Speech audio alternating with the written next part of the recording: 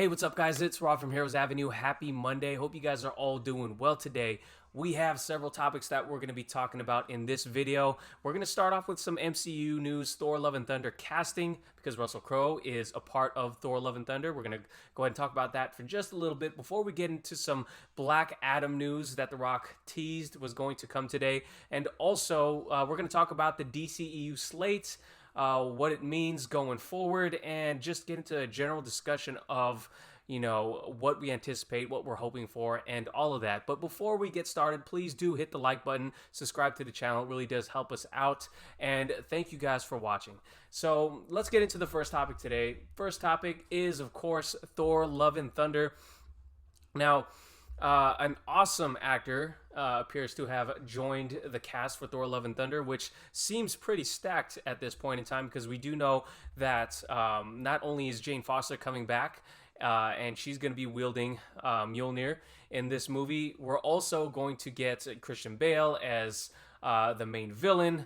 And also, some of the Guardians of the Galaxy are supposed to show up in this movie as well. Now, forgive me if I haven't been following the news for this movie so much, but there has been a big kind of reveal right here. As you can see, Russell Crowe is in Thor Love and Thunder. So Deadline dropped this article, Thor Love and Thunder, Russell Crowe lands role in the sequel.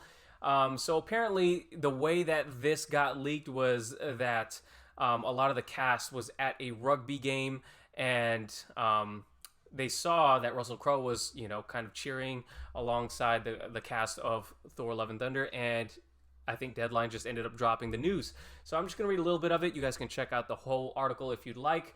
Russell Crowe has joined the cast of Marvel's Thor Love and Thunder, joining Chris Hemsworth, who is reprising his role as the God of Thunder, Natalie Portman, Christian Bale, who will be playing the villain. Crowe's role is being kept under wraps, and he hopes to surprise fans with a fun cameo when the film was released. But following the recent photos of Crowe hanging out with cast all over Australia, Deadline has confirmed that he is in the movie. So I guess that sucks, because this was supposed to be a surprise. So the fact that it is a surprise leads me to believe it's not going to be a huge role, though. If you're going to bring Russell Crowe into a movie, why not make it a huge role, even if it is just a shorter cameo? Now, Grace Randolph went on to Twitter earlier today, and I think she even mentioned on her YouTube channel that she's hearing that he's going to be playing Zeus. While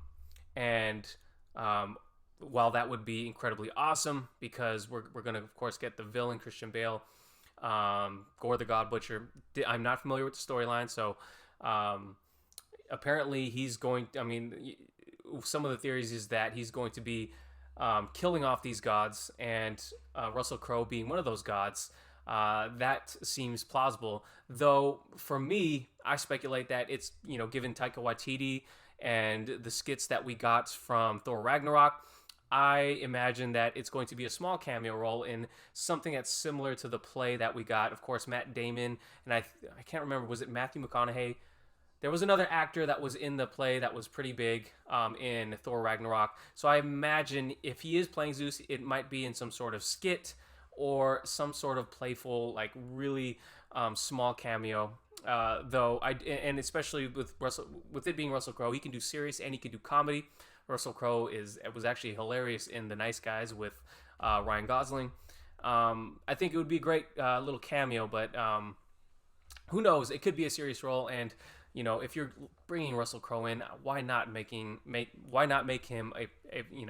little bit more of a bigger role in the movie, because he's such an incredible actor. Marvel is really good at casting, and if they are going to bring him on, I applaud it, because more Russell Crowe the better, right? So let me know what you guys think about Russell Crowe landing a role in the MCU.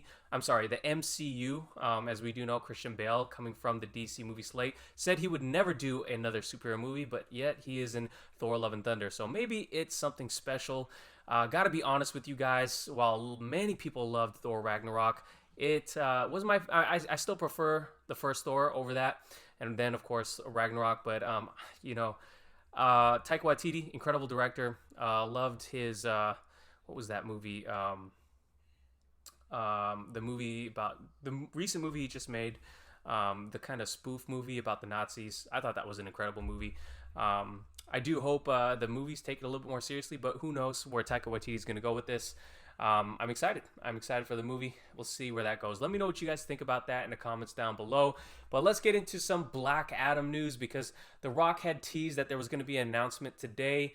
And while a lot of fans were thinking it was going, or were hoping for a big DCEU Snyderverse related reveal, I didn't expect that. And here's what we got instead. We have a video of Times Square in which he kind of released, and he posted this up on his Instagram, social media as well, a disruptive and unstoppable global force of a message from the man in black himself. Black Adam is coming July 29th, 2022. The hierarchy of power in the DC universe is about to change. Let's check it out. So, oh, there we go. So here we go in Times Square. Times Square is awesome, packed full of tourists.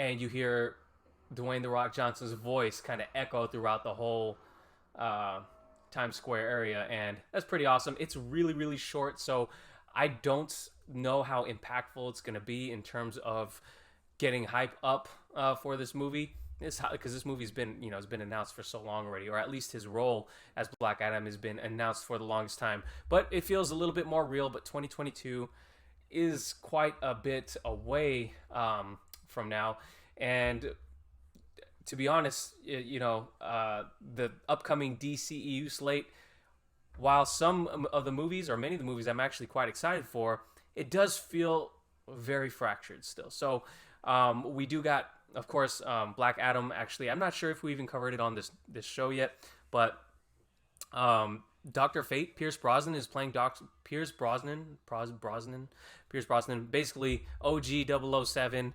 I grew up with him as my first 007 that I started watching, and I think it's an amazing casting choice because he's such a beloved actor already, and he's an incredible actor, and he's pretty comics accurate in terms of how he looks.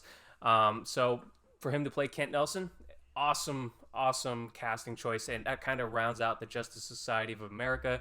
And Black Adam is going to probably be going up against these guys, and it's going to be glorious. I imagine it's going to be glorious. Rock has been teasing set photos and script leaks and everything, which we haven't covered as much so far because it really hasn't been so revealing.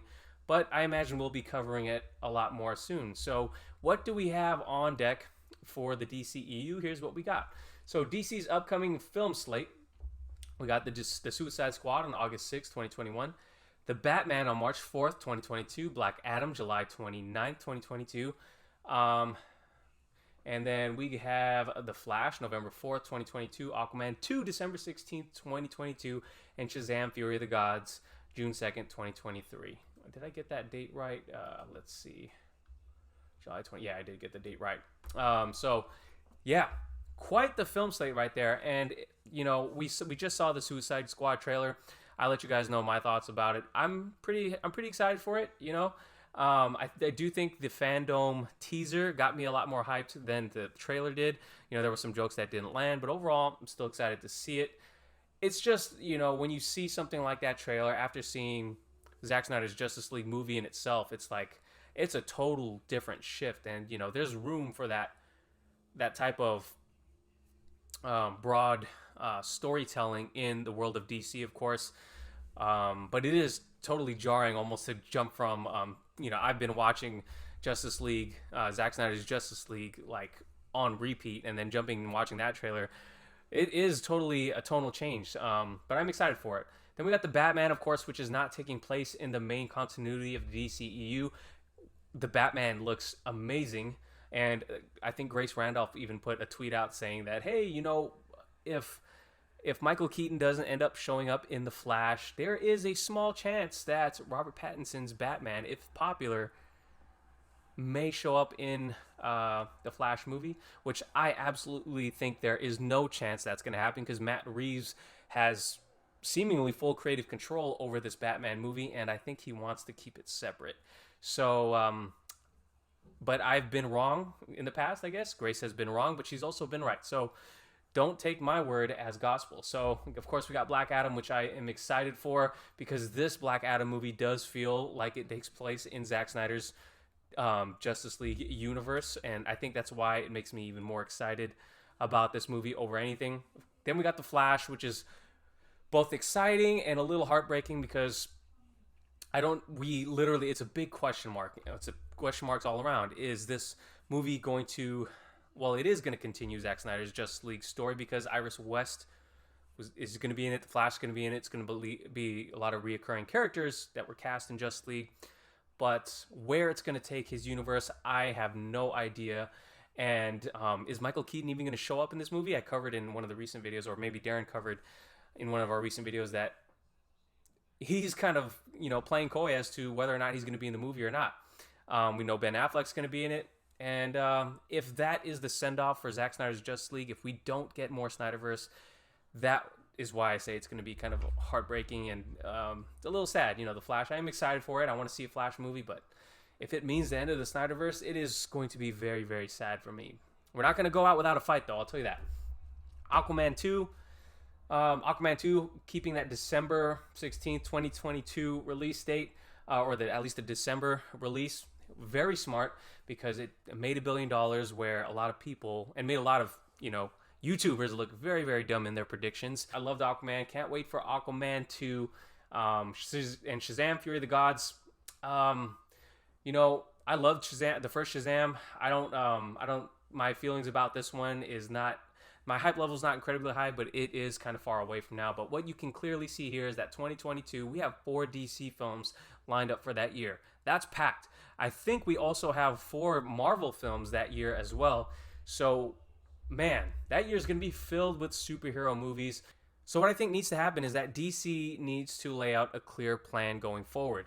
Because if they just leave the questions unanswered, I forgot to change the topics here. We talked about all of these already. But if DC goes on to leave these questions unanswered of whether or not the Snyderverse is going to continue, there's going to be a lot of questions as to where this universe is going. I do think as fans, we like to have connective tissue between our movies. Of course, fans are going to be smart enough to know that the Joker, the Batman are separate in its own universe. But if you guys are trying to roll out this idea of the multiverse, but literally there's no connective tissue anymore, it just, like I've said in previous videos, you've botched this multiverse idea where it could have been an incredible concept to link these worlds. You guys literally just have a bungled plan, and your explanation of this rollout is, hey, the multiverse, all these things are taking place, they're all the DCEU, but they're just different worlds. Like, that's what it feels like to me. It feels like they're using the idea of the multiverse as kind of like a Band-Aid, a heal all, I guess you could say. Now, the Flash is probably going to aim to fix that, but I think going forward, or at least before the Flash comes out, I imagine that we're going to have a plan laid out by WB of, what exactly is happening and what's coming in the future. So, am I excited for the DCEU slate? Somewhat excited, but until we get a clearer picture of what's going to happen with the Snyderverse, there's a lot of hesitancy there as a DC fan. So let me know what you guys think about Russell Crowe being cast in Thor: Love and Thunder, the Black Adam release date, along with the DCU slate. What do you think? Hashtag Restore the Snyderverse down in the comments if you made it this far. Thank you guys for watching. If you did enjoy the video, please give it a like, subscribe to the channel if you haven't already, and I'll catch you guys later. Peace.